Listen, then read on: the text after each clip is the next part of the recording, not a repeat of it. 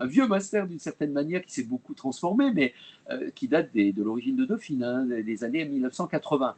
Donc il y a beaucoup d'anciens, un peu répartis partout dans les entreprises et dans les cabinets de conseil. Eh bien, on a eu des psychologues du travail, ou des psychologues même cognitivistes. Bon, donc, il y a des gens qui viennent de communication. Il y a eu beaucoup de Sciences Po. Mais on a deux profils essentiels depuis maintenant une dizaine d'années. On a des étudiants qui viennent de licence et d'un master 1 en gestion des RH, management stratégique, etc., qui n'ont pas les connaissances de sciences sociales et qui viennent les chercher. Et donc, ils les trouvent en M2 euh, avec, évidemment des lacunes, puisqu'ils sont dans la même promotion que des M1 qui, eux, ont eu une formation dès le M1 avec des sciences sociales. Bon, mais on arrive à faire un travail de formation sur ces domaines-là avec des étudiants de gestion. Il faut avoir cette envie-là aussi. Hein. Il faut sortir d'une conception plutôt process, mécanique ou tout simplement managériale et gestionnaire pour avoir envie d'interroger des dimensions plus fondamentales du social et de l'humain. Donc, on a ce profil-là, puis on a des étudiants qui viennent de sciences sociales. Et eux qui ont déjà ce bagage-là, et eux qui viennent parfois, quand ils ne l'ont pas, affermir ou développer des compétences du côté des sciences du management et de la gestion. Voilà. Les deux grands profils que nous accueillons, mais encore une fois, on peut rentrer dans le M2 avec quand même de gestion, de communication, de sciences politiques, de psychologie, évidemment de sociologie. Les sociologues sont bienvenus. Est-ce qu'il y a d'autres questions dans le chat?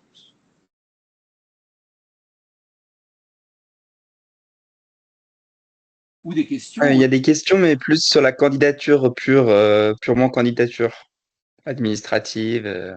Voilà, alors on peut peut-être y répondre. Vous avez une... Alors, il y a une question, c'est ma fille étudiante en fin de cursus d'école de commerce, donc Bac+4. Est-il possible pour elle de candidater sur ce Master 2? Donc, elle est intéressée par les ressources humaines, elle a déjà fait 2 stages, 1 et 4 mois en RH général. Actuellement au travail, elle ne peut pas participer à cette conférence. Oui, alors a priori, les écoles de commerce sont bienvenues.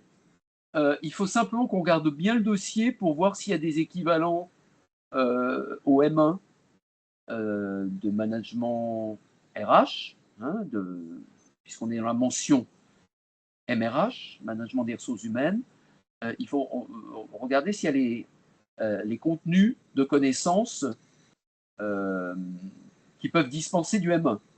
Mais a priori, avec une école de commerce et quoi de plus, elle a déjà fait 2 stages, 4 mois et rien de plus. Oui, donc pas de M1. Tout dépend aussi du diplôme de l'école de commerce. Mais il est possible d'intégrer le M2. Donc, si vous, Victor, oui, pour répondre à votre... bonjour, Monsieur Perra. Pour répondre, elle est sur un niveau CTS 240. Alors, je ne sais pas si ça fait partie des minimums requis également pour entrer sur ce Master 2, ou si c'est également des contenus d'études qui sont demandés. ouais. Je crois que c'est 120 par année, 120 et 240 en tout sur le M1, M2, ECTS. Donc, Ok, c'est pas impossible. c'est pas impossible et il faut vous faire confirmer ça par mon assistant de formation. Donc, c'est assez facile. Vous avez, si vous cliquez Conseil et accompagnement du changement Dauphine, vous avez le site du master qui apparaît et l'assistant de formation s'appelle Madame Vialaret, Vialart, et c'est elle qui va vous donner tous les éléments d'information plus administratifs Okay. pour vous assurer de la recevabilité de la candidature. Mais a priori, ça me semble tout à fait jouable. D'accord, je vais passer ces informations-là. Je vous remercie. Voilà, je vous en prie. Alors, est-ce qu'il y a d'autres questions? Il y a des mains levées. Il y a notamment Amira. Oui. J'avais deux questions. La première, c'était de savoir la place qu'occupaient les sciences de gestion. Est-ce que ça sera uniquement justement de les opposer à l'accompagnement du changement et aux sciences sociales, ou ça sera aussi des bases qu'on pourra revoir ou avoir? Et deuxième question, c'était par rapport au mémoire. Est-ce que c'est un mémoire de recherche ou bien de professionnalisation? Ouais. Alors, je réponds sur le mémoire et je vais laisser Victor et Pauline répondre sur les contenus en gestion du master et sur leur perception de l'utilisation de ces contenus de gestion, le cours de Fabien Blanchot, par exemple, etc. Sur le mémoire, c'est un mémoire mixte. C'est-à-dire qu'on part d'une question d'entreprise qui se pose lors de votre apprentissage et on la travaille de manière académique pour acquérir une expertise sur cette question-là en faisant une enquête de terrain dans l'entreprise où on est et en analysant les résultats de cette enquête au regard de la littérature qui est proposée par le master, par les différents enseignements du master. Donc oui, c'est un mémoire mixte qui part, voyez, de la situation de terrain et qui cherche à, comme un professionnel, part de questions qui se posent en rencontrant les acteurs dans une entreprise, en se disant comment je vais pouvoir intervenir et résoudre le problème de cette entreprise. Mais le mémoire fait un pas de plus, puisqu'il va chercher dans la littérature de management, de gestion et de sciences sociales des manières de problématiser cette question perçue sur le terrain. Est-ce que ça répond à votre Oui, question? parfaitement, c'était ça. Alors, Merci. sur le vécu par Pauline et par Victor Des outils de gestion. d'outils de gestion dans le master. Non, c'est pas du tout opposé. Enfin, au contraire, ça vient en disant en même ligne que tout ce qui est de l'analyse, de la psychosociologie. Alors, quand nous disons ça, ça fait peut-être un peu peur, la psychosociologie, etc. Mais ce sont des choses qui, enfin, des approches qui sont vraiment très intéressantes pour pouvoir en fait observer les comportements qu'il y a dans les entreprises, euh, au sein des groupes, comment ça fonctionne aussi en fonction des hiérarchies, etc., qui permettent pour le consultant du coup d'adapter au mieux son intervention et son accompagnement. Et finalement, les outils de gestion, etc., viennent comme un appui, comme une sorte de méthodologie qui nous permettent quand même d'être dans une certaine efficience de notre intervention. Je ne sais pas si Com et Victor, vous avez envie de compléter, parce que nous avons aussi j'en profite peut-être juste pour dire, mais nous avons des terrains d'alternance assez différents.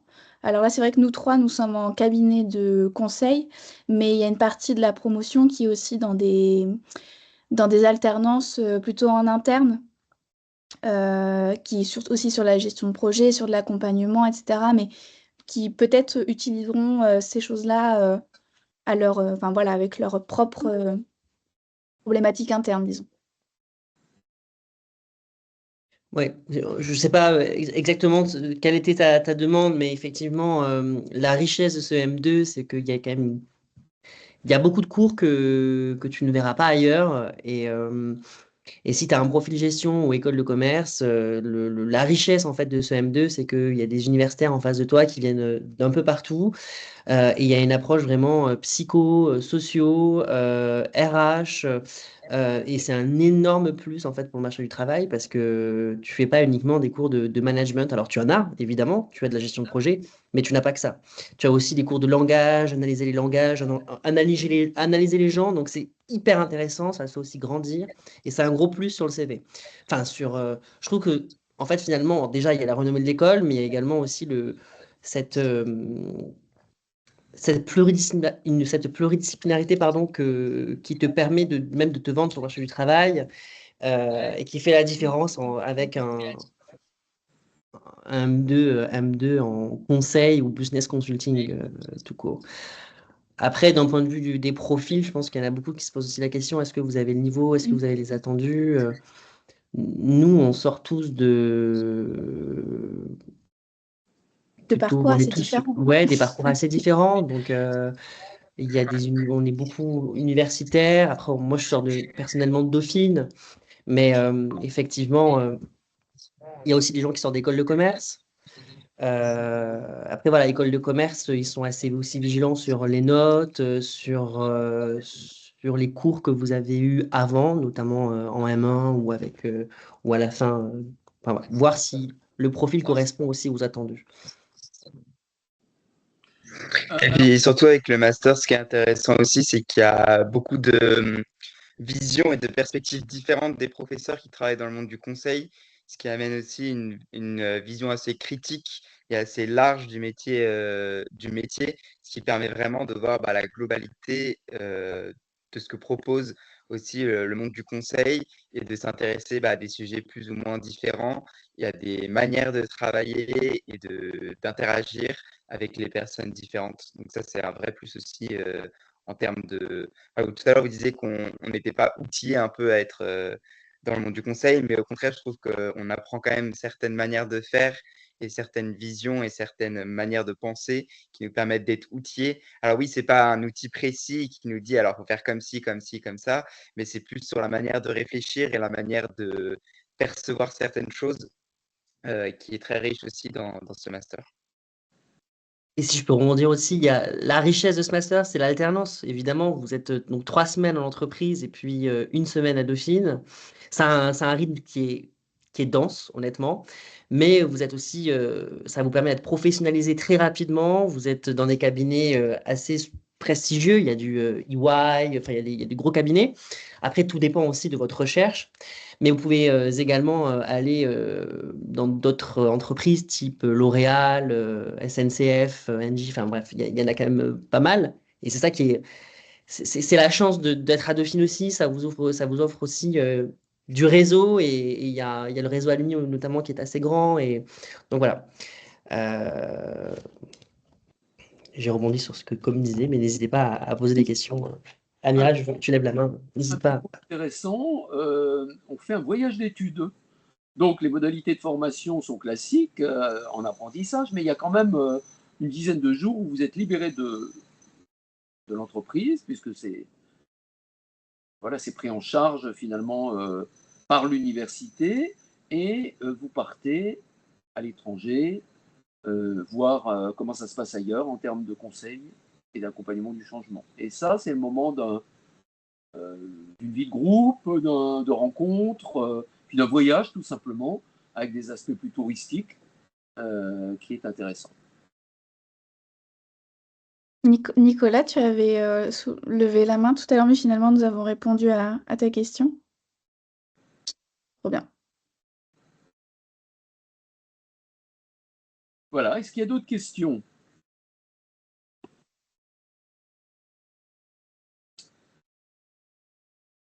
N'hésitez pas sur vos doutes, vos appréhensions. On est là vraiment pour vous aider, vous aiguiller.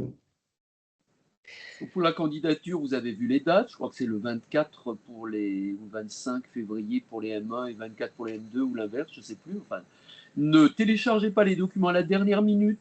C'est souvent l'encombrement et du coup, il y a parfois des problèmes de rupture. Donc, il n'y a rien de plus désagréable que de vouloir télécharger son petit dossier en dernière minute et puis de ne plus pouvoir le faire parce que c'est surchargé à Dauphine. Il y a un petit document à produire d'une dizaine de pages autour d'une question assez classique qui vous amène à réfléchir un peu sur ce domaine de l'accompagnement du changement et évidemment qui joue un rôle dans votre candidature assez important, puisque c'est le seul document un peu d'élaboration qu'on peut avoir. Il y a vos notes, il y a votre parcours. Voilà. Donc ne vous y prenez pas la dernière minute. Et pour ceux qui sont admissibles, on est quand même très ouvert, donc on accueille assez facilement jusqu'à l'admissibilité. Vous serez reçu via Teams lors d'un entretien de candidature où on fait un peu le point sur votre projet professionnel et puis sur les éléments que vous avez déjà pour étayer cette future pratique professionnelle, les éléments de connaissance et puis le projet qui est le vôtre. Voilà, donc assez classique. Un dossier. Nessim, tu avais une question, n'hésite pas aussi à prendre la parole. Hein. On ne peut pas, mais... Oui, oui, merci, bonjour. Oui, j'ai une petite question concernant justement l'admissibilité. Est-ce que vous attendez en gros une moyenne minimum ou est-ce qu'il y a des attendus au niveau de la notation précise de votre part? Non, il n'y a pas d'attendu précis. On regarde, on ne vous cachera pas qu'on regarde des notes. On privilégie les étudiants qui ont des bons parcours. Mais s'il y a comment dire, un accident à un endroit, une année de réorientation, enfin des choses comme ça, à partir du moment où elles sont justifiées, expliquées, un peu réfléchies, c'est pas rédhibitoire. C'est pas des éléments qui font obstacle à votre candidature. D'accord, merci.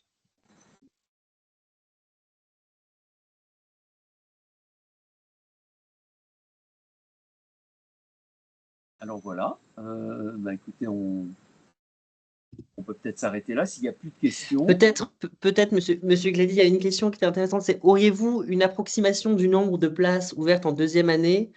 Parce qu'effectivement, il y a les M1 RH qui sont actuellement à Dauphine, qui intègrent le M2 CAC, Conseil d'accompagnement du changement. Donc, combien de places vous ouvrez pour ce M2? Oui, on ouvre à peu près une quinzaine de places.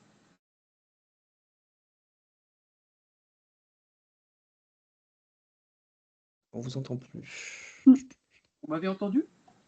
Une quinzaine de places. Ouais, une quinzaine de places, ça peut aller jusqu'à 20 places. Hein, on a rarement eu, rarement eu plus d'une vingtaine d'étudiants en deuxième année. On a une dizaine d'étudiants qui montent du M1, et puis en général une quinzaine de places ouvertes en M2 qui sont plus ou moins remplies. Voilà, donc on tourne avec des promotions d'une vingtaine de personnes. 10 plus 15.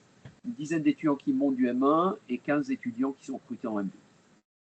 Nessim, tu avais une question aussi. Oui, merci. Oui, c'est s'agissant du rendu sur la problématique en lien avec l'accompagnement du changement. Oui. Est-ce que vous attendez un travail, on va dire, assez théorique avec différents apports, différentes visions Oui. de la conduite et l'accompagnement du changement? Ou est-ce que vous voulez également une dimension plus concrète Oui. de ce qui pourrait se faire en entreprise, des exemples? Bonne question. Innovants? On va juger sur, je vais vous dire, on va juger sur les deux dimensions. On va juger sur peut-être l'originalité de vos appuis académiques, sur la question sur le sujet qui vous est proposé. Il y a plein de littérature en ligne du point de vue académique, du côté de la gestion notamment. Donc, reprendre tout ça et nous le donner, le compiler et nous le donner à voir, c'est pas forcément le plus intéressant pour nous. Ce qui est intéressant, c'est un peu l'originalité de votre réflexion par rapport à ça.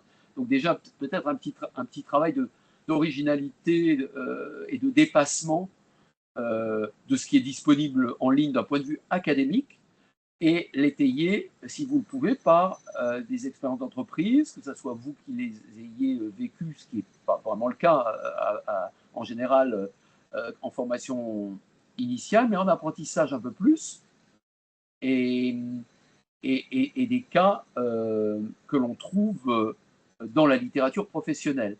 Équilibré bien parce qu'on cherche quand même plutôt l'académique à ce niveau-là, plutôt que les sites professionnels qui relatent un peu des pratiques professionnelles de sens commun, je dirais. Chercher l'originalité dans les deux dimensions, dans la dimension académique et puis dans la dimension d'expérience que vous mobilisez, que vous relatez. Voilà, mais c'est pas, là aussi, c'est un premier travail, un petit peu de réflexion. Hein. On ne vous demande pas de mobiliser une littérature académique extrêmement pointue.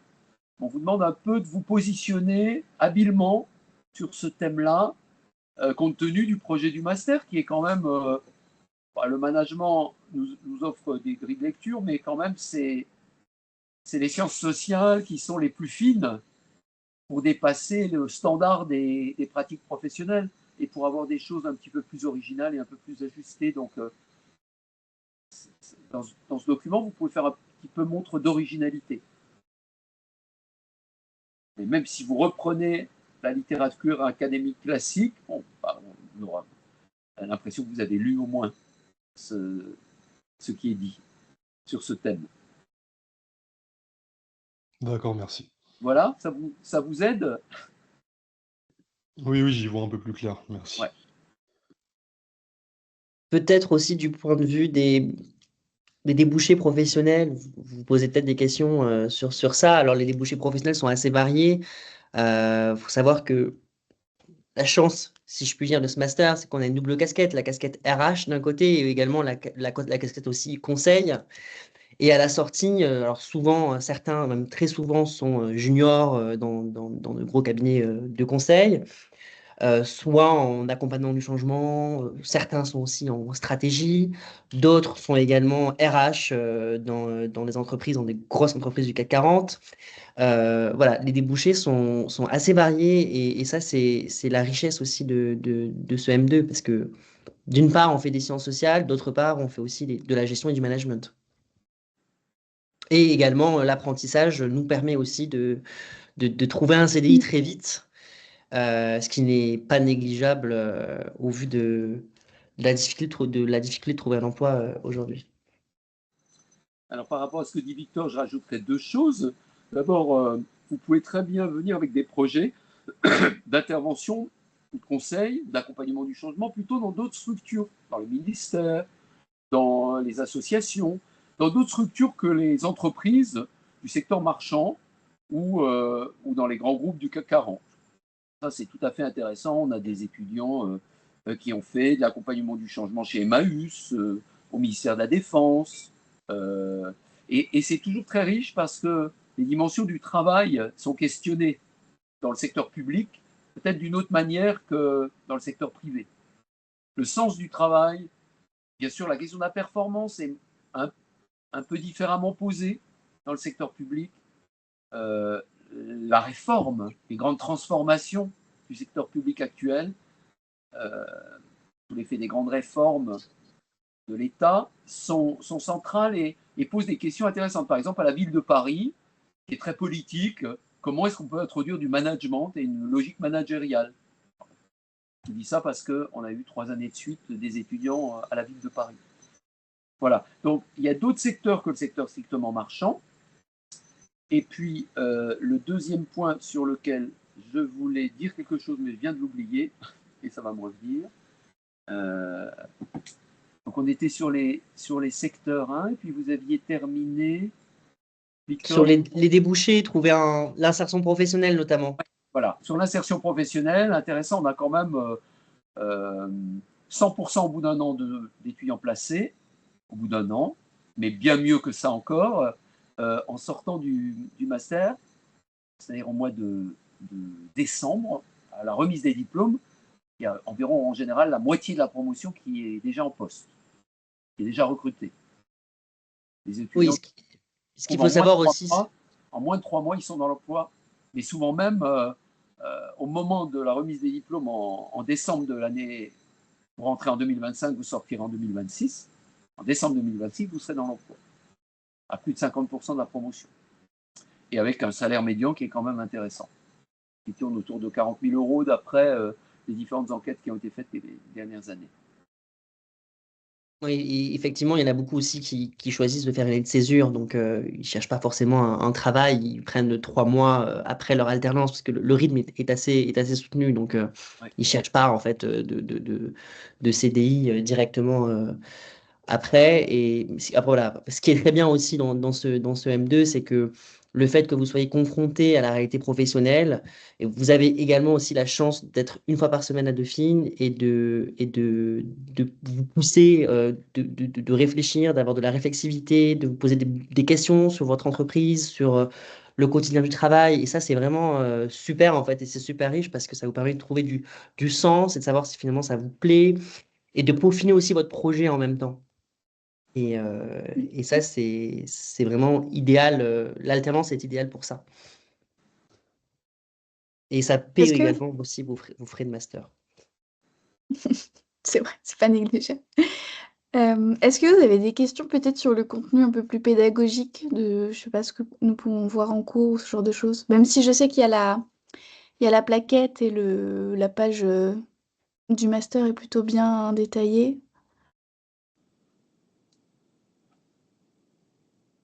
Alors, s'il n'y a pas de questions Oui, là-dessus, c'est clair. les sources d'information, on peut les rappeler.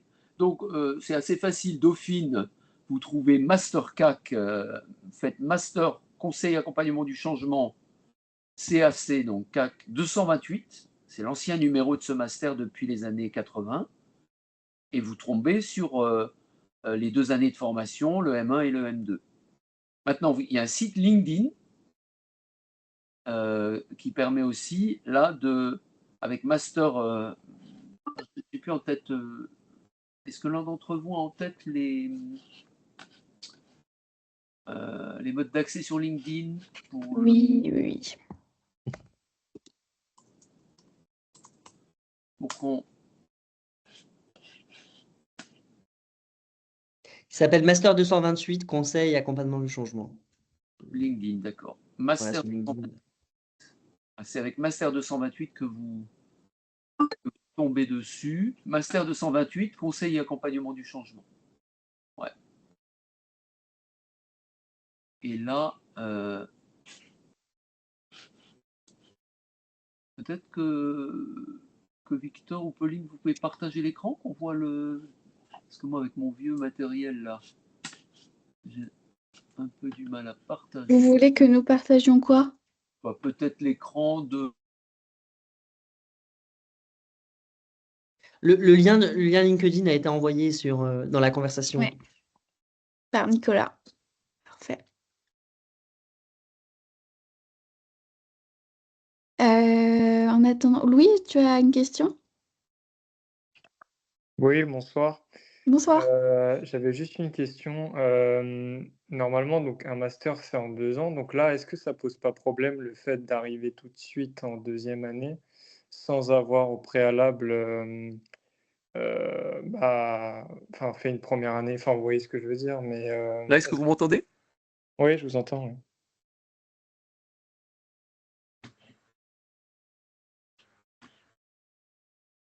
Est-ce que vous avez entendu la question, Monsieur Glady? Je peux répéter hein, s'il faut, c'est pas un problème. Peut-être. La question est oui. Ouais. Dans tous les cas, tu peux postuler en M2 dès lors que tu as un main, il n'y a pas de problème. Tu peux même déjà avoir eu un M2 auparavant et recandidater aussi. Enfin, c'est pas un problème. D'accord, très bien.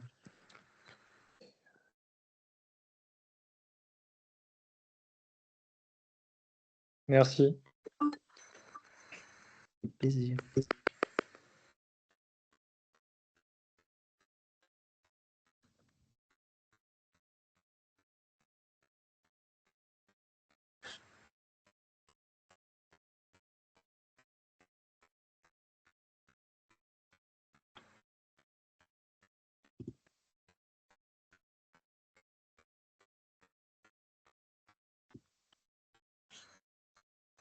Alors, pour le mail de Monica, je viens de voir sur le chat le mail de Monica Vialaré. Effectivement, c'est .psl.eu et non pas .eu.psl. Effectivement, il y a une erreur. Merci beaucoup.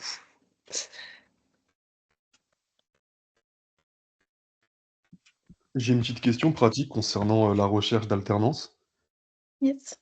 Est-ce que, enfin, je sais que ça peut prendre un certain temps et que les offres vont commencer à arriver là enfin, certaines offres sont déjà été publiées, je pense. Est-ce que vous conseillez pour vous enfin, est-ce que vous conseillez de postuler dès maintenant, même si on n'est pas pris ni présélectionné? Et est-ce que si oui, est-ce qu'il faut mentionner dans le CV qu'on souhaite faire le master 2 conseil et accompagnement du changement à Dauphine ou pas, ou pas?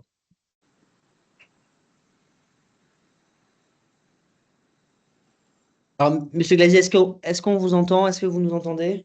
Je ne sais pas, moi je vous entends. Hein. Et vous? Est-ce que vous m'entendez? Oui, oui, on vous entend. Mais j'ai un Larsen, j'ai encore fait quelque chose qu'il ne fallait pas sans doute.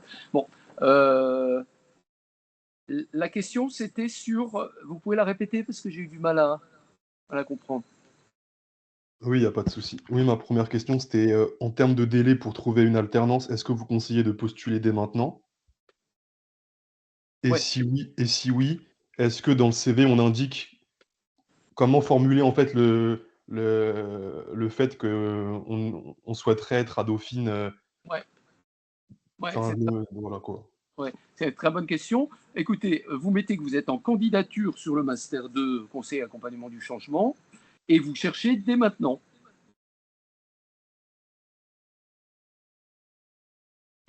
Voilà. D'accord, merci beaucoup, merci. Vous voyez, c'est assez simple. L'idée que vous allez... Enfin, j'enlève-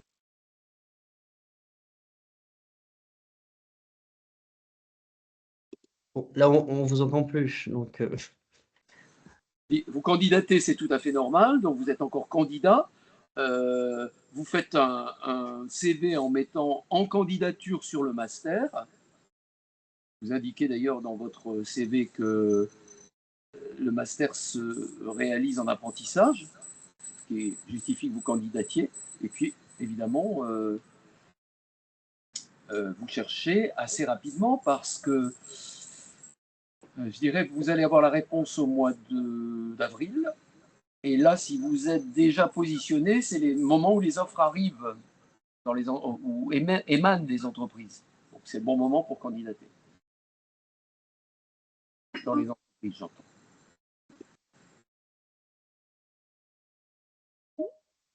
Flavien, je crois que tu as... Oui, bonsoir. Moi, une petite question. J'ai vu que pour candidater, ce qui est normal, il fallait un relevé de notes du Master 1, donc qui est obligatoire, qui est marqué par une petite astérisque. Moi, le souci que j'ai, c'est que je suis actuellement. Vous m'entendez? Oui. oui, oui. Je suis actuellement donc, en Master 1 en gestion des ressources humaines à l'IAE, mon université. Et en fait, vu que je suis déjà en alternance, il n'y a pas cette notion de semestre. Donc, ils ne nous fournissent pas en fait, de relevé de notes semestriel, ce qui bloque un petit peu la suite de mon dossier de candidature. J'essaye de batailler avec eux, là, mais c'est un petit peu compliqué, parce que s'ils m'en donnent un à moi, il faut donner un relevé de notes à tout le monde. Donc, je voulais savoir qu'est-ce que je pouvais mettre en place pour ça, ou est-ce que je me contente juste de mes notes de licence, et je fais en fait une deuxième pièce jointe avec les mêmes notes que j'ai obtenues en licence ou pas? Moi, je vous répondrai de manière très pragmatique. Vous allez avoir euh, une première étape de candidature où vous envoyez les pièces que vous avez. Et puis, au moment de l'entretien, si vous avez pu récupérer l'ensemble des notes de votre, ou une partie des notes de votre Master 1, vous les présentez à ce moment-là. Vous voyez, mais c'est assez régulier que dans certains programmes, on n'ait pas toutes les notes du Master 1 au moment assez précoce d'ailleurs dans l'année, hein, en janvier et février, où vous candidatez à Dauphine. Et est-ce que, parce qu'en fait, on a reçu quand même on a des notes de nos professeurs qui nous les communiquent à l'oral ou alors par mail, on n'a pas ce relevé en fait de manière officielle. Pour l'instant, sur le positionnement, et ça c'est très propre à moi-même, donc j'ai validé ma licence avec des notes moyennement satisfaisantes, enfin, avec une mention assez bien, mais autour de 12,5 de moyenne. Et là, la vraie différence avec cette année, c'est que je suis limite major de promo avec pour l'instant 15-16 de moyenne générale, je dirais. Et c'est pour ça que ce relevé-là, il me fait un petit peu peur en me disant que quand même c'est une pièce, enfin c'est vraiment un atout dans mon dossier. Donc est-ce qu'en faisant peut-être une attestation sur l'honneur, en écrivant quelques notes que j'ai obtenues, est-ce que ça pourrait fonctionner également? Oui, ça, n'hésitez pas à le faire. Ok, N'hésitez pas à le faire, mais de toute façon, on fera le point un petit peu sur votre dernière année, enfin sur l'année dans laquelle vous êtes inscrit, et sur les notes qui sont déjà disponibles. On le fera avec vous au moment de l'entretien de candidature. très bien. Merci beaucoup, monsieur.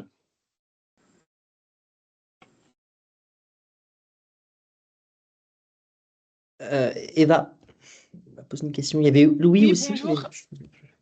Oui, en fait, je voulais vous poser une question parce que je suis actuellement en alternance. Du coup, je suis à Accenture, qui est un cabinet de conseil, mais Oui. je suis pas, j'ai pas un métier en tout cas de consultant. Est-ce que pour cette alternance, c'est primordial que ça soit vraiment en gestion de projet et en plutôt consulting que des fonctions plutôt RH? Alors oui, ça, je suis catégorique. Le M2 est dans la mention RH, Mais en M2, on est sur les dimensions accompagnement du changement. Donc, on va vous demander de faire un apprentissage dans ce domaine. D'accord, très bien. Merci. Mais ça, souvent, pour compléter la réponse, souvent, quand vous êtes déjà en place dans une entreprise, on peut faire évoluer avec votre responsable actuel les missions que vous avez, soit dans le service où vous êtes pour qu'elles soient plus accompagnement du changement, soit en changeant de service. Oui, oui, tout à fait. C'est quelque chose dont on m'a parlé dans mon entreprise, mais je voulais confirmer avec vous. Mais merci pour la réponse. Ouais.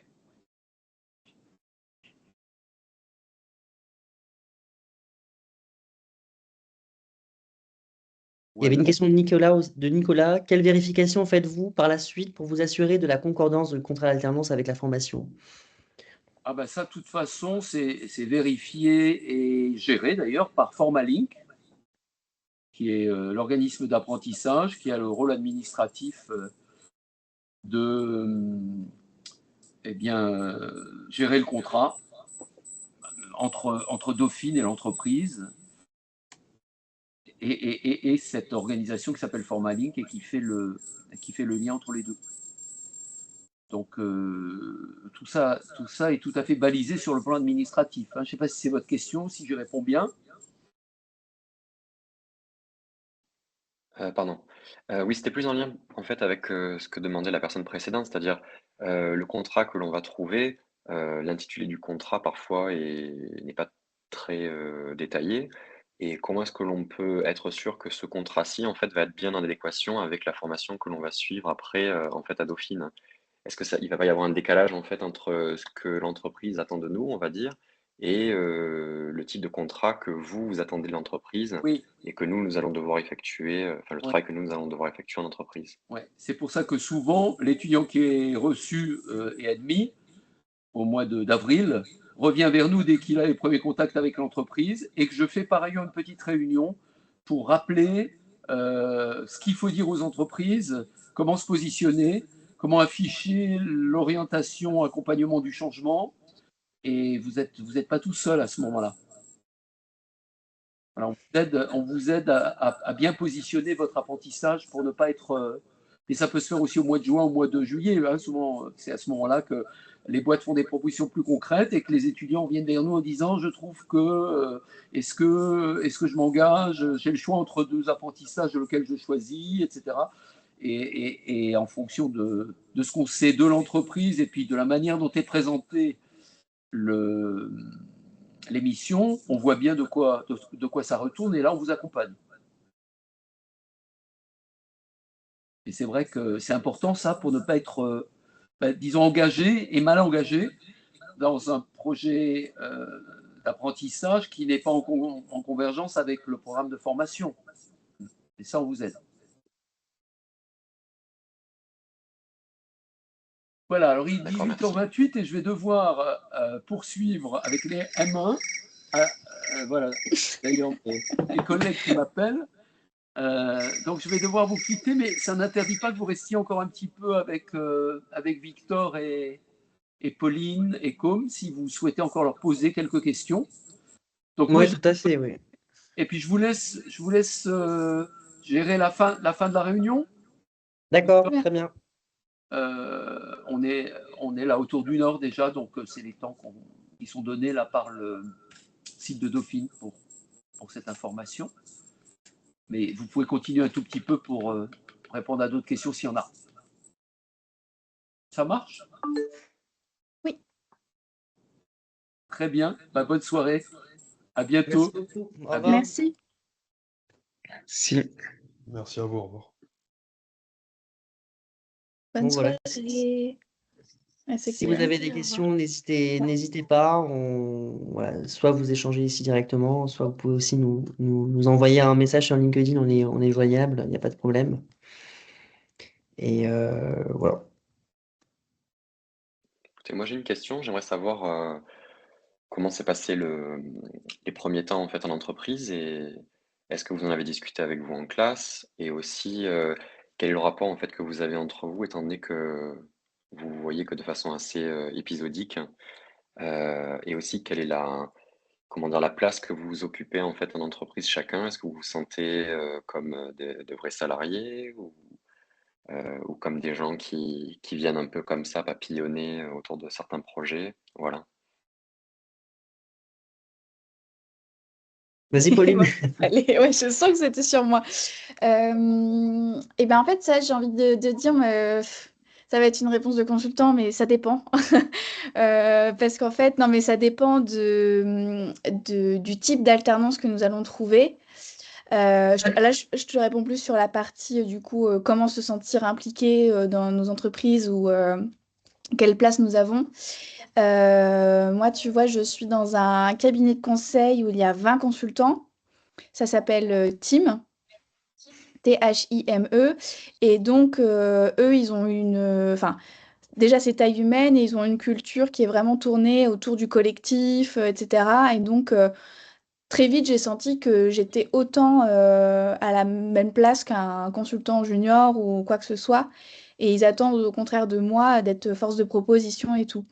Donc, je sais que j'ai cette place-là et bah, du coup, j'essaie de la prendre et c'est trop chouette parce que ça me permet de voir et de faire plein de parallèles avec ce que nous voyons en cours. Donc, ça, c'est vraiment trop, trop cool. Je laisserai Netcom et Victor voir comment ça se passe.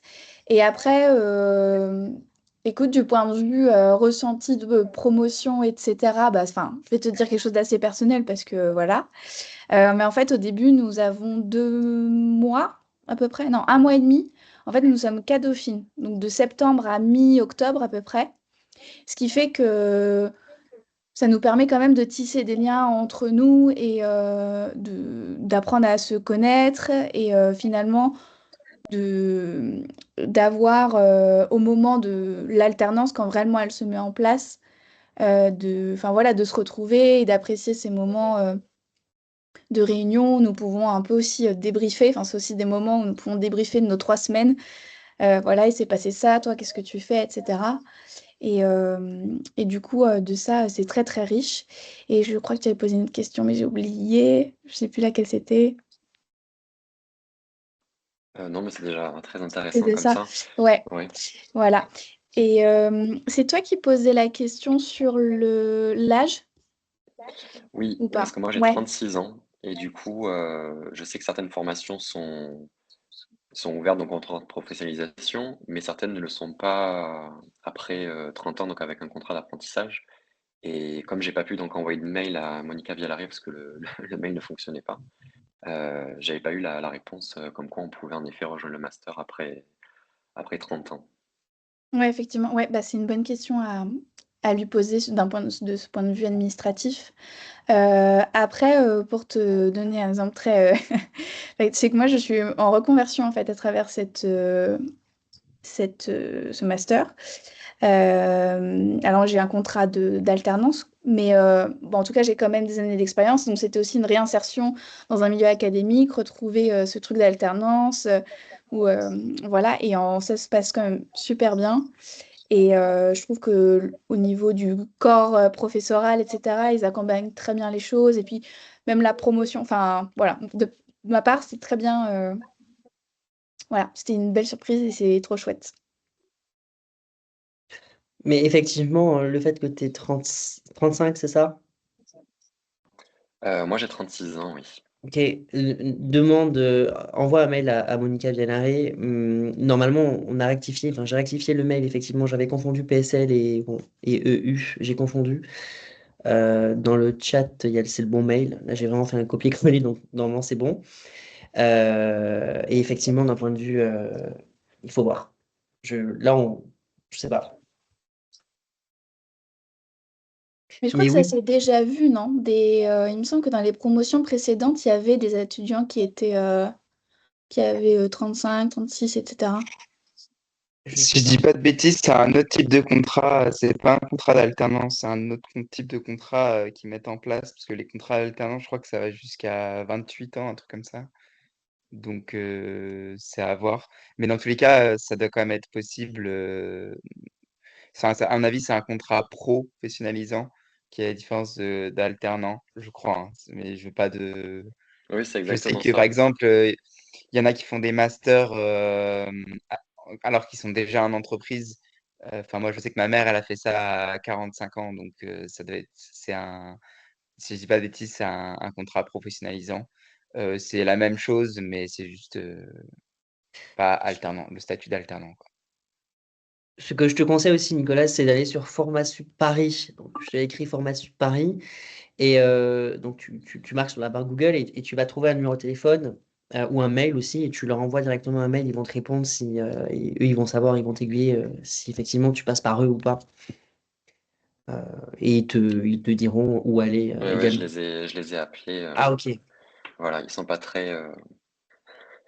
Coopératif. Non, enfin, en fait, ils savent pas trop de quoi ils parlent. Ah, En fait, c'est d'accord. vraiment parce que comme disait Com, en fait, les contrats de professionnalisation sont des contrats alternance. Ils sont possibles donc après 30 ans. Il y a différents cas de figure qui existent. Mais en fait, c'est vraiment les formations en fait, qui décident ou non d'ouvrir. En fait, à Dauphine, par exemple, il y a des formations qui ne proposent que des contrats d'alternance, mais des contrats d'apprentissage. Voilà, donc on n'est que apprenti. Et d'autres formations qui proposent les deux, mais pas après 30 ans, par exemple. Donc c'est vraiment en fait le professoral qui décide pour chaque formation. Donc je vais écrire à Monica via l'arrêt, maintenant que j'ai le bon mail. Après, si vraiment c'est pas possible de faire un contrat en alternance, tu peux très bien t'inscrire en initial. Donc en fait, tu as des cours, tu fais pas d'alternance.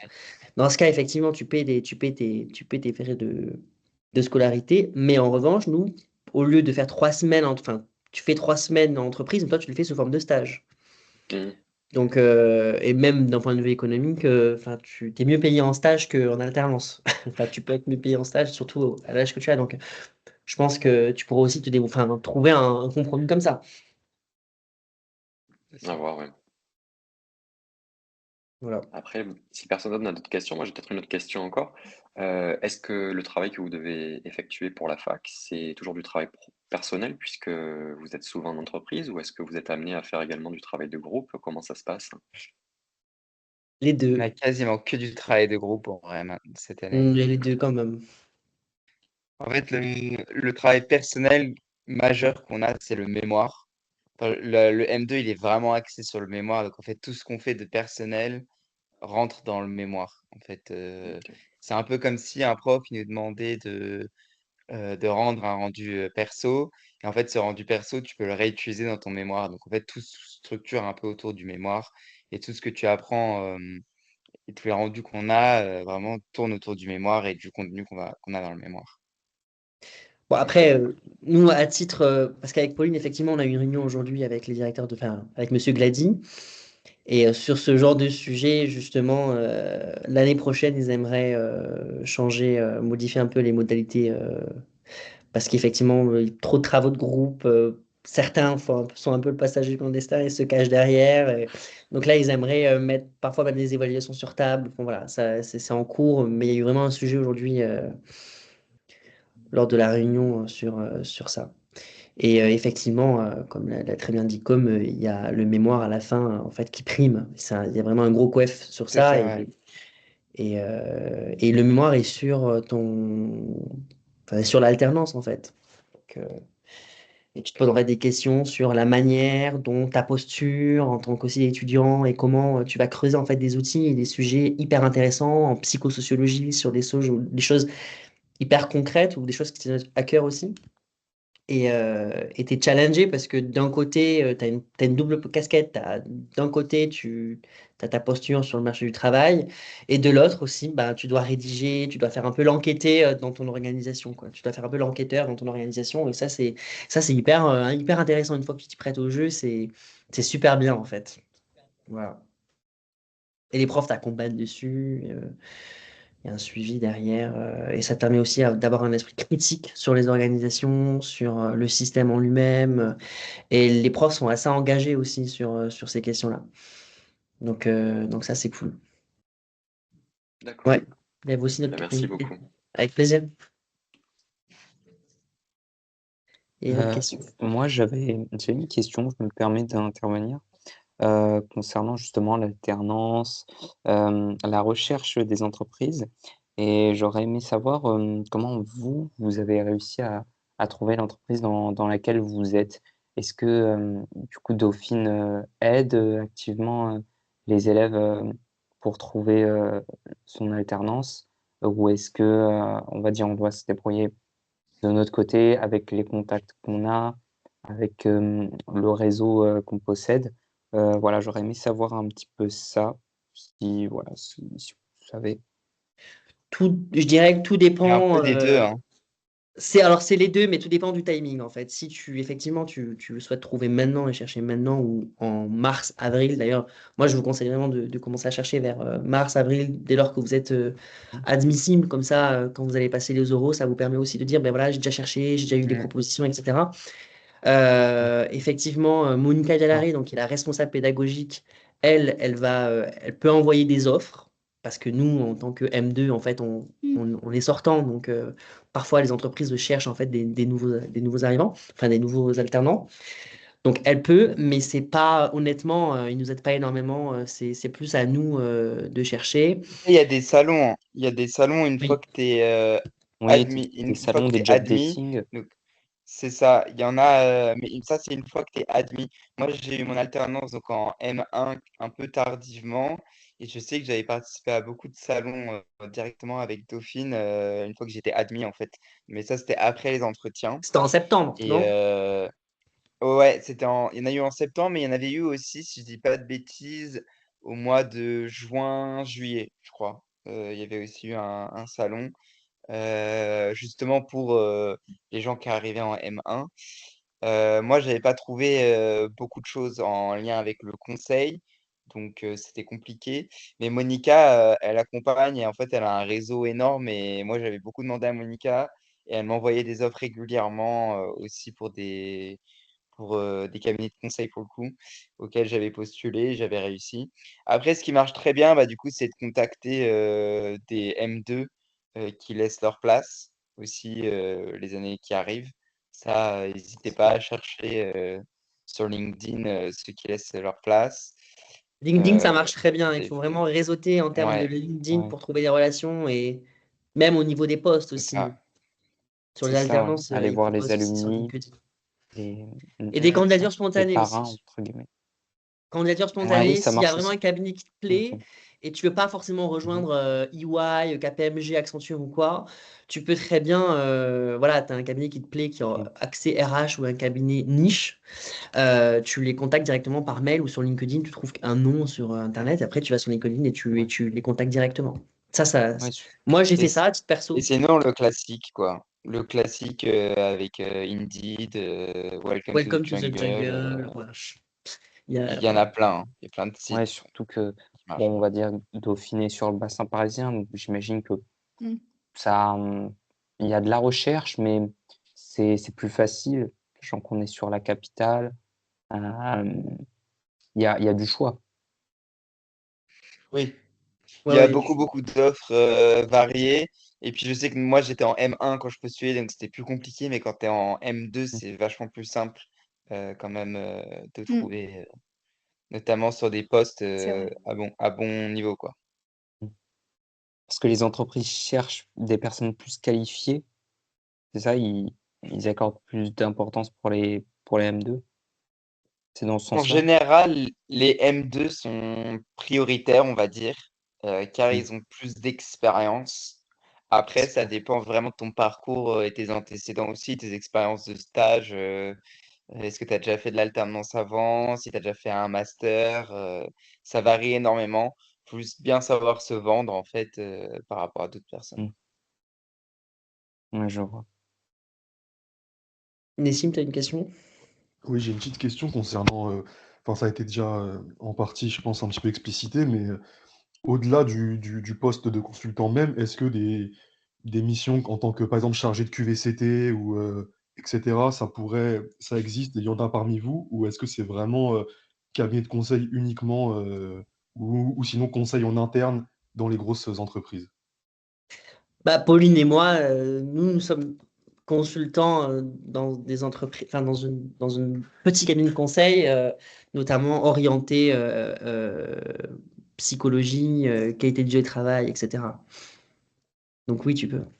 D'accord, mais toujours en tant que consultant. Je veux dire, tu n'es pas chargé de mission QVCT ou chargé de Ah, développement. chargé de mission. Ben, Si, il y en a tu une. peux. Si, Il y a Kim. Juliette Ouais, ou Kim, ouais. et Kim aussi. Ouais, tu peux. Kim qui est par D'accord, exemple ok. plutôt sur gestion de projet diversité et inclusion. Il y a Juliette qui est plutôt sur les sujets de programme de formation et développement RH, par exemple. Mais ça, après, en fait, c'est Tout, aussi elle est sur validé avec télétravail aussi. Ouais. Marc Glady, en fait, qui revoit un peu avec l'étudiant un peu la fiche de poste pour que l'étudiant Ouais. puisse bien faire les ponts, en fait, et puis, en fait, qui s'éclate pendant son alternance parce que ça correspond aussi à ce qu'il cherchait à travers le master. C'est vrai D'accord. qu'en M1, tu peux. En M1, Kim, donc, je t'envoie le Kim Lee, tu peux la contacter sur LinkedIn, effectivement. Elle est en qualité de vie au travail, enfin diversité et inclusion chez Mm. EY, donc un Ouais. gros cabinet. Elle s'éclate, mais elle a eu elle a eu cette proposition-là en M1. Donc ça n'a pas forcément posé de problème parce qu'elle était déjà en RH. Enfin, le M1 était le M1 RH, mais en revanche, le M2, Monsieur Glady est quand même assez friand sur le fait qu'on soit en conseil, qu'on se spécialise dans le conseil. Voilà. D'accord. Ok, je te Donc, remercie. à voir, à discuter avec lui. Ça marche. Faut pas hésiter à le vendre, en fait, une fois que tu es pris quelque part. Même bidouiller un peu la fiche de poste, des fois, si c'est vraiment ce que tu veux faire, il y en a plein qui ont juste mis les mots-clés, entre guillemets, du master pour que ça corresponde à ses attentes et Ouais. qui ont eu leur alternance parce qu'ils savent très bien qu'ils bidouillent sur les mots, Monsieur Glady, et donc ça marche aussi. Enfin, voilà, s'il y a vraiment une alternance qui te plaît, c'est ça que tu veux faire, il ne faut pas hésiter non plus à, entre guillemets, bidouiller pour que ça passe aussi à ce niveau-là, quoi. D'accord, ok, je vois. Ouais, parce que en gros, moi, ça me déplairait pas d'avoir un poste en tant que consultant, mais pour avoir cherché l'année dernière, pour moi, il y a moins de postes en tant que consultant qu'en tant que QVCT ou chargé de mission. Donc peut-être après, c'est peut-être mon expérience qui est peut-être un peu biaisée, mais je me suis dit pour assurer voilà, le maximum, est-ce que ça serait possible de multiplier les pistes quoi, de recherche? Tu peux, Mais après, tu vois, si tu es chargé, de mission, tu trouveras parfois moins de sens avec le master. mhm. Après, voilà, tout dépend comment tu définis chargé de mission, si c'est chargé de projet, enfin voilà, ça dépend. Mais idéalement, quand tu es en M2, c'est vraiment professionnalisant et l'idéal, c'est de trouver quand même un bon poste, d'être 4 sup à la sortie avec un bon salaire. Donc voilà, il faut quand même prioriser ses chances. Mm. Ok, bah, je vous remercie. Mais c'est vrai que c'est pas forcément évident de trouver des postes. Enfin, moi, je me souviens que sur LinkedIn, sur les réseaux, j'avais vraiment galéré à trouver les mots-clés pour Ouais. trouver le poste que je cherchais. Et donc, c'est vrai que tu es obligé de te mettre genre 5 alertes différentes pour pouvoir couvrir le maximum de postes. Ou je sais plus, je crois que j'avais mis change people, j'avais mis consulting en transformation. Enfin, j'avais mis plein de mots très différents parce que il n'y a pas un seul mot pour décrire tous les sujets que nous pouvons faire. Donc voilà, petit tips peut-être, Ouais, maximiser ça. ok, bah, je te remercie, je Ouais. vais me pencher dessus. Hotman, tu avais une question aussi, je crois.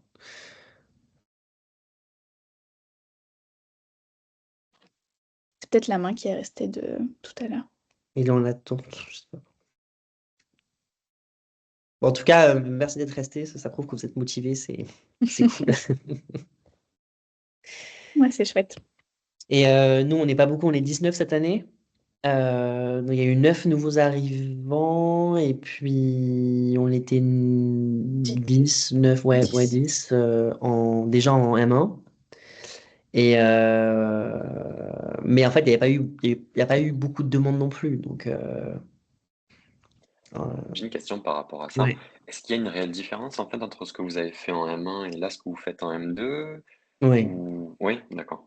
En Bon, fait, c'est en pas de ne M1, pas tu es l'avoir fait le vraiment M1. RH. Tu vois, tu es vraiment RH, tu es avec des futurs Management. DRH. Tu fais de la finance, enfin, voilà, Du tu es droit du vraiment un Dauphine travail. en management, droit du travail et tout. Mm. En M2, tu te spécialises vraiment sur des questions beaucoup plus éthiques. Nous, nos cours sont vraiment axés sur de la psychologie, sur analyser les acteurs, analyser les failles dans le système. C'est hyper intéressant, honnêtement. Analyser Et le besoin du client, comment bien le ouais. comprendre. Euh, Puis il y a une petite partie C'est outils quand vachement même. plus sur l'humain, en fait, Ouais. l'analyse de l'humain, on va dire. Comprendre les individus. Et après, tu as des cours aussi assez engagés où c'est des professeurs qui sont souvent indépendants, qui sont pas dans les cabinets de conseil, dans les gros cabinets, dans les gros cabs. En fait, c'est pas trop la culture non plus du M2, des gros cabs, même s'il y en a quand même certains qui le font. C'est souvent des profs, hein, donc des intervenants qui sont dans des cabinets indépendants. Enfin, ils sont indépendants, donc ils ont créé leur entreprise parce Puis qu'ils ils ont se pas montaient leur forcément. cabinet, ouais. Ouais, ils se retrouvaient pas forcément dans les gros cabinets. Et donc, bah, ils ont beaucoup de convictions et ils nous montrent en fait. Que tout est possible et qu'en gros, voilà, mettre l'humain au cœur des organisations, c'est possible et que la notion de les émotions au travail, ça marche. Enfin, voilà, plein finalement de choses intéressantes et même pour nous, futurs salariés ou enfin, on est des futurs actifs, bien qu'on le soit un peu déjà, bah, ça nous permet ça nous motive et ça nous permet de nous dire, ah ok, en fait, les organisations, c'est comme ça, mais on peut aussi créer notre boîte et se monter en tant qu'indépendant ou autre, avec des convictions et aussi l'alternance nous permet aussi de constater que bah, que les entreprises, notamment quand tu es consultant, parce que quand tu es consultant, tu es souvent en fait en déplacement où tu rencontres des entreprises. Et elles sont très friandes, en fait. Elles sont très intéressées par des profils RH, l'humain. Bon, on le voit bien, en fait, avec la montée de l'intelligence artificielle. Il y a plein de sujets éthiques qui se posent, et notamment les burn-out. Enfin, il y a le stress, le sens. Il y a plein de choses, plein de notions. Des collectifs qui s'entendent pas, etc. Donc, il y a quand même à faire, et ce master ouvre quand même pas mal ouvre des portes, en fait. Et il y a plein de métiers qui C'est sont à ça l'aspect créer. critique. C'est ça l'aspect critique dont je parlais tout à l'heure, c'est que c'est assez large et qu'en fait chacun a sa vision du conseil et tous les intervenants qu'on a en fait globalement ils ont tous une version et une vision différente et une manière de faire du conseil et c'est ça ce qui est vachement intéressant, c'est que tu vois vraiment la diversité sur la manière dont ils le font quoi. Après, peut-être une question aussi Dauphine en soi, Dauphine. Dauphine, c'est donc voilà une université, mais différente des autres universités. Moi, j'étais passé par la Sorbonne avant, par exemple. C'est complètement différent parce que tu rentres à 8 heures, tu sors à 17 heures, souvent. Mais tu as quand même un encadrement qui te permet de. Il y a un suivi des profs, tu leur envoies un mail. Enfin, il y a une proximité qui est vachement bien. Donc, parfois même un côté même un peu famille qui est assez cool. Que tu trouves pas dans d'autres universités parce que parfois c'est assez impersonnel. Le prof il fait son cours, il part quoi. Là, pas du tout. On est vraiment là dans la classe, on est 19. Vous, l'année prochaine, vous ne serez pas beaucoup non plus. Donc, ça, c'est cool. Tu peux parler comme tu veux, tu peux avoir un esprit critique comme tu veux, tu peux t'exprimer comme tu veux. Et les profs, en fait, ils adorent ça. Et ça te nourrit, en fait. Et 3 semaines d'entreprise, déjà, t'es quasiment jamais à l'université, donc ça, c'est cool. Et quand ils retournent, en fait, tu viens juste confronter tes opinions et tu es là juste pour apprendre, avoir des connaissances et grandir en même temps. Donc, euh, donc ça, c'est vraiment chouette. Est-ce que par hasard vous avez, peut-être pas des critiques, mais en tout cas, est-ce que vous aviez des attentes avant de rejoindre le M2 sur ce que serait justement ce M2 et en fait la perception que vous en aviez avant de le rejoindre s'est avérée différente de la réalité sur certains aspects? Bah, moi, à titre perso, par exemple, la dimension, c'est la dimension parfois business, en fait, la dimension peut-être business consulting où tu dis, ah, trop bien, tu fais de la stratégie, tu vas essayer de. Enfin, moi, ma subjectivité, tu vois, vis-à-vis de ça, c'était vraiment la vision du conseil en termes de stratégie, gagner de l'argent très vite et tout. Ok, en soi, tu peux très bien le faire en sortant de Dauphine et tout, mais les profs, eux, ils ont vraiment une autre vision, ils ont une vision très plutôt sociologique. Donc, c'est comprendre l'organisation, comprendre les rapports humains, comprendre les failles, comprendre en quoi tu peux accompagner l'individu pour qu'il puisse trouver sa place, le sens. Il y a quand même une dimension beaucoup plus intellectuelle, en fait, tu vois, même plutôt philosophique, sociologique, psychologique, que t'as pas, en fait, en management ou en école de commerce. Donc, La vision au départ, c'est ça, c'était trop bien, c'est management, donc le M2, conseil, accompagnement du changement, c'est quand même plutôt business et tout.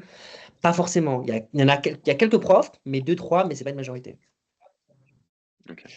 Ouais, pour rejoindre ce que Victor il disait, moi c'est vrai que je m'attendais à plus comme on avait fait en M1 avec une partie assez théorique applicable directement en fait, où en fait un peu comme Monsieur K disait, la boîte à outils avec voilà, certaines manières de faire, etc. En fait, les cours, finalement, tu te retrouves plus dans des discussions avec les profs, des échanges, des débats. euh, Comme disait Victor, un peu ce côté philosophique où en fait on te propose un auteur qui va t'amener à réfléchir sur un sujet. Enfin, c'est beaucoup d'échanges et de discussions et de création de points de vue, d'argumentation, plus que de la théorie pure où tu écoutes un cours. Enfin, ça dépend les profs aussi, hein. Il y en a où c'est vraiment théorie, théorie, théorie, théorie. Euh, et donc, en fait, des fois, tu as tendance un peu à te perdre, c'est-à-dire que tu vas un peu te perdre dans tes pensées, mais d'un autre côté, c'est bien parce que ça te pousse à la réflexion, à choper un peu ce qui t'intéresse vraiment et qu'est-ce que tu veux faire toi en tant que consultant plus tard, quoi. Donc, c'est assez intéressant de pouvoir attraper en fait plein de choses différentes. Il y a beaucoup, beaucoup, beaucoup de choses et beaucoup de manières de faire. Et donc, c'est vraiment à toi de construire après, on va dire, ta personnalité par rapport à tout ça, quoi. Ouais, et puis le mémoire, c'est ça aussi. On te demande de te confronter, toi, sur le marché du travail. Donc, ça te pousse à te poser des questions existentielles, le sens, plein de choses comme ça. Et c'est hyper riche, en fait. En tout cas, tu sors du. Nous, là, on est vers la moitié. Enfin, ouais, on est à la moitié. On a vraiment vu un gap et une évolution. Enfin, parce que en travaillant sur tu découvres des auteurs qui te poussent, enfin, qui te demandent du coup, si tu as envie, hein, après, personne ne te force, mais à les lire et à creuser sur des sujets. Et ça te fait, franchement, c'est super riche, quoi. Et le Voilà. mémoire, étant donné que c'est un travail du coup plus sur soi et le travail que l'on accomplit en entreprise, j'imagine en fait que c'est le même qui se fait d'année après année. C'est pas trouver enfin comme on peut avoir en droit ou en sciences politiques où on décide de travailler sur telle chose par exemple. Tout dépend. Alors, déjà, tout dépend de ton tuteur de mémoire. Il y a certains tuteurs qui sont assez ouverts sur les sujets et d'autres qui sont assez précis sur les attendus. Très souvent, enfin, normalement, ce qu'ils attendent, ils ont quand même un plan déjà assez précis. Donc, la première partie, ils veulent très souvent où tu vas présenter ton organisation, la structure, voilà. Deuxième partie, tu t'expliques un peu la vision méthodologique. Donc, là, pareil, tu as des cours aussi sur des entretiens non directifs, la non-directivité, où en fait, tu vas laisser la personne parler, tu dois pas la biaiser, tu dois pas. Donc, c'est vraiment basé sur l'écoute. Encore une fois, hein, une dimension psycho. Et puis, troisième partie, là, effectivement, en fait, ben, au vu de ce que j'ai entendu, quelles questions je peux me poser? Donc souvent, en fait, c'est pas une approche, c'est une approche qui part du terrain, tu vois, qui part sur ce que tu as vu, sur ce que tu as entendu dans ton alternance, dans ton apprentissage. Et non l'inverse. Voilà, souvent, c'est ce qu'ils veulent. Après, je pense que tout est à discuter et du moment que c'est un sujet qui tient à cœur, bah why not, en soi. Mais souvent, c'est ça. C'est une question, c'est tu pars du terrain, Ok, tu pousses une réflexion. ok. Une petite question par hasard, est-ce qu'il y a certains d'entre vous qui travaillent dans le cabinet Syndex ou Sémaphore Secafi? Non, mais j'ai étudié le cabinet Pas cette année. Syndex. Je fais un gros exposé, une étude sur ça. J'avais un devoir à faire à la Dauphine. Mais cabinet Syndex, hyper cool en termes de. Enfin, en tout cas, ça rentre dans les valeurs et dans la culture du master, quoi. Parce qu'il y a quand même Ok, beaucoup de sociaux et tout. ok, nickel. Je te remercie. Et c'est ma fort top aussi. Ouais, c'est ma fort top aussi, franchement. C'est bien. Et voilà, si vous avez des idées de Mm. conseils, si vous ne savez pas trop où aller, enfin, vous êtes plutôt gros cabinet, petit cabinet, entreprise. Peut-être que vous ne posez pas encore ces questions-là, mais Si, enfin, moi, perso, je suis pas trop Big Four, ouais, mais ouais. après, je suis pas non plus fermé. On entend, enfin, c'est des fois des espèces de préjugés, c'est ça, des prénotions sur comment ça se passe là-bas. Mais vu que je connais pas personnellement, je me dis, à voir comment Bah, ça se passe, si jamais il y a des entretiens de motivation ou etc. quoi. franchement, on voit, enfin, nous trois, bah, moi j'étais chez Accenture, mais je suis pas allé, mais j'avais postulé, j'avais été pris comme il avait aussi demandé pour Accenture. Pauline, elle avait aussi, elle a été chez Accenture l'année dernière. Donc on a été aussi confronté à ce genre d'organisation. Et après, tu t'en fais ton opinion, en fait, tu t'en fais C'est ta ça, critique ouais. toi-même. Moi, j'avais été pris, finalement, je me suis dit non, mais en fait, je vais pas tenir, ça me correspond pas, c'est pas mes valeurs, c'est pas mon éthique, etc. Donc tout dépend de qui tu es, toi, et moi, le conseil que je peux te donner, franchement, si tu es intéressé par le master conseil accompagnement du changement sur les sujets éthiques, humains et tout, sociaux, effectivement, idéalement, c'est trouver quand même un cabinet niche, enfin un petit cabinet qui se pose des questions, enfin un cabinet intéressant qui n'est pas uniquement stratégique, business, où tu vas bosser jusqu'à 22 heures ou minuit, parce qu'il y a des gens dans la promo qui sont chez Mm. EY, qui ont un profil un peu école de co. Voilà, ils voulaient te challenger, ils voulaient avoir 2 films sur le CV pour intégrer aussi de gros cabinets. Donc leur stratégie était différente. Ils ont fait ce pari-là et c'est pas, enfin, honnêtement, c'est pas facile pour en discuter avec eux, c'est pas évident. Parce que le rythme d'alternance, il est ce qu'il est, mais parfois, Oui. quand tu arrives au moment où tu as le mémoire et il y a des attendus quand même académiques, sauf que dans les cabinets de conseil, parfois, c'est pas leur problème. Ils sont moins. Ils font pas Et même la différence à entre l'inverse, tu vas junior dans ou les petits alternant. cabinets. Si tu vas dans Consultant. les petits cabinets, à l'inverse, comme moi, tu peux te retrouver très vite dans des situations en fait, où tu n'as pas grand-chose à faire non plus. Et c'est toi qui dois aller chercher ton boulot. Et honnêtement, moi, mon alternance, l'année dernière, ça allait parce que je découvrais plein de nouvelles choses. Mais cette année, c'est assez rebelote. Et j'ai pas non plus beaucoup de boulot, on va dire, en tant que consultant, purement consultant, quoi. Donc c'est ça aussi le bémol, c'est trouver un juste milieu et savoir s'imposer aussi. Parce que c'est vrai que moi, j'essaye, entre guillemets, de m'imposer et de dire, ah bah, j'aimerais bien faire ci, j'aimerais bien faire ça. Mais quand tu es dans les petits cabinets, des fois, c'est pas facile parce que du coup, ils doivent te vendre aux clients en tant qu'alternant. La position d'alternant, elle est assez compliquée des fois pour certains cabinets qui ont du mal à positionner ce qui est vraiment un alternant, à le vendre aux clients, en fait. Donc c'est sûr que bah, dans certains cabinets, ça passe mieux que dans d'autres. Et ça, je vous conseille surtout de discuter avec soit des alternants qui sont déjà sur place, savoir comment eux ils le vivent, soit d'anciens alternants qui auraient pu être chez eux. Parce que c'est vrai que moi, je ne l'ai pas fait ça. Et quand je suis arrivé, bah, l'alternant qui était là, il m'a dit, ouais, en fait, bof. Donc c'est un peu, entre guillemets, trop tard quand tu t'en rends compte. Et Ouais, c'est ça bah, en fait. C'est renseignez-vous quand même en amont lors de l'entretien de poser la question s'il y a déjà eu des alternants et qu'est-ce qu'ils ont fait pour vraiment ouais. savoir un peu les missions attendues. Ça, c'est vraiment soyez attentifs à ça et parce que moi, c'était mon cas quand je suis arrivé. Enfin, je suis arrivé dans un cabinet. Bon, après, j'ai changé, mais c'était la douche froide un peu et je me suis rendu compte qu'ils n'avaient jamais eu d'alternant et en fait, donc ils découvraient à la fois ce que c'était un alternant et horrible.